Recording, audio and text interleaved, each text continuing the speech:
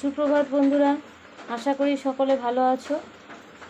দেখো, আজ আমি রান্নাঘরে নিয়ে এসেছি কয়েক পিস ইলিশ মাছ, নিয়েছি একটু বাসমতি চাল, নিয়েছি আদা বাটা, জিরের গুঁড়ো, ধনের গুঁড়ো, একটু সাদা ও কালো সর্ষে মিশানো, হলুদ, নুন, নিয়েছি সর্ষের তেল, কাঁচা লঙ্কা, আর নিয়েছি বন্ধুরা দেখো নারকেলের দুধ। আজকে আমি ইলিশ ভাপাটা করব ভাতে দিয়ে। সর্ষে আর কাঁচা লঙ্কাটা আমি মিক্সারে বেটে নেব। দেখো বন্ধুরা, এবার আমি মাছগুলোর মধ্যে দিয়ে দেবো হলুদ,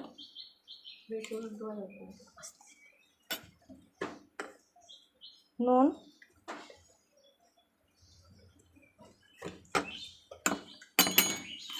জিরের গুঁড়ো দেব, জিরের গুঁড়ো,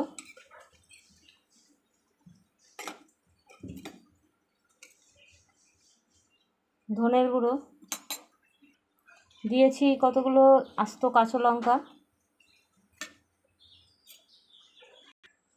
আর দিয়ে দেব সর্ষে বাটা। এর মধ্যে আমি কাঁচা লঙ্কা নিয়ে বেটে নিয়েছি,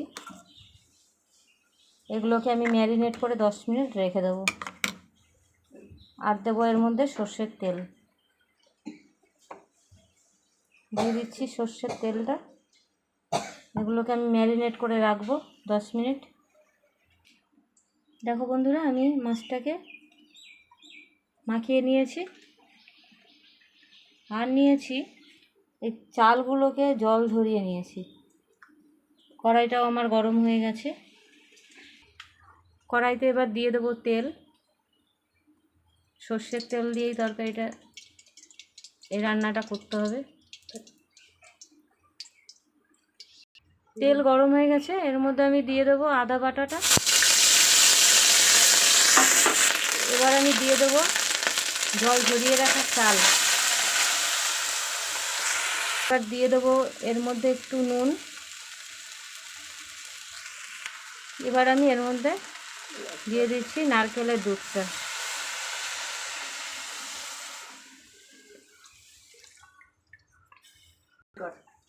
জলটা আমি 3 কড় মেপে দিয়েছি। এবার চালটা হবে। বন্ধুরা দেখো, আমি চালটা এরকম আধা ফোটা হয়েছে আমার। আমি এখন কিছুটা চাল ভাত তুলে নেবো এই একটা। দেখো বন্ধুরা, এবার আমি ভাতটাকে এইভাবে ছড়িয়ে দিয়েছি। এর মধ্যে আমি এখন মাছগুলো একটা একটা করে সাজিয়ে দেবো।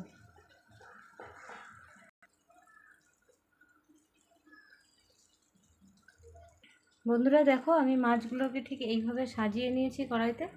এবার আমি এর উপরে দিয়ে দেবো, ভাতগুলো দিয়ে সাজিয়ে দেবো। বন্ধুরা দেখো, আমি মাছটা দিয়ে ঢেকে দিয়েছি। এবার আমি ভাতটাকে ঢেকে দেব। দেখো বন্ধুরা, আমি এটাকে ঢেকে দিয়েছি থালা দিয়ে। এবার একটা গ্যাসের আঁচটা আমি সিম করে দিয়েছি। দেখো বন্ধুরা, আমার এই ভাতটা মাছের রেসিপিটা এরকম হয়েছে। এটা আমি এখন ঢাকা দিয়ে রেখে দেবো, গ্যাসটা বন্ধ করে দেবো। পরিবেশন করার সময় তোমাদের আবার দেখাবো। এটা একটু সময় ঢেকেই রাখতে হবে। দেখো বন্ধুরা, আমি ভাতটাকে এইভাবে বেড়ে নিয়েছি ইলিশ মাছ দিয়ে। রেসিপিটা তোমাদের ভালো লাগলে কমেন্টে জানিও, শেয়ার করো।